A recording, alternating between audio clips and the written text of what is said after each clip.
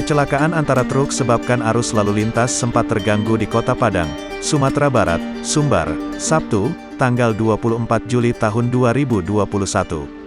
Peristiwa ini terjadi tepatnya di Jalan Bypass Taruko, depan bengkel AC Cempaka, Kelurahan Kalumbuk, Kecamatan Kuranji, Kota Padang, Sumbar. Pantauan tribunpadang.com, terlihat satu unit truk berwarna merah mengalami rusak parah pada bagian depannya. Truk tersebut masih berada di tengah badan jalan sehingga menyebabkan arus lalu lintas sedikit terganggu. Saat kejadian, terlihat pihak kepolisian sudah berada lokasi kejadian untuk melakukan pengamanan. Kanit Laka Lantas Polresta Padang, Ibda Arisman mengatakan, kecelakaan terjadi sekitar pukul 16 waktu Indonesia Barat.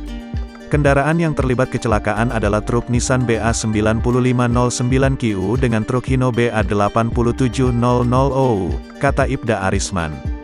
Dijelaskannya, truk Nissan BA9509QU dilemudikan oleh inisial H, 48, warga Koto Tuo Mangko, Kabupaten 50 Kota, Payakumbuh.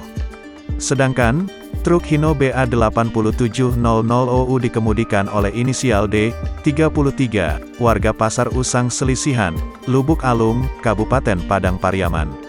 Akibat kejadian ini, pengemudi truk Nissan BA9509QU inisial H, 48, mengalami kaki kanan luka robek.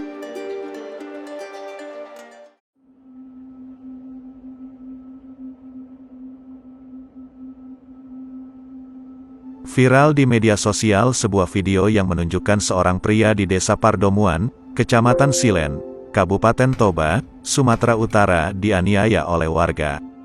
Peristiwa penganiayaan itu terjadi pada Kamis, tanggal 22 Juli tahun 2021.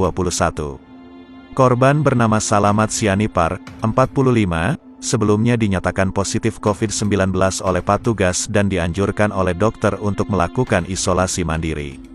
Penganiayaan yang dilakukan oleh warga tersebut terjadi lantaran diduga pria itu hendak kabur dan memeluk warga sekitar.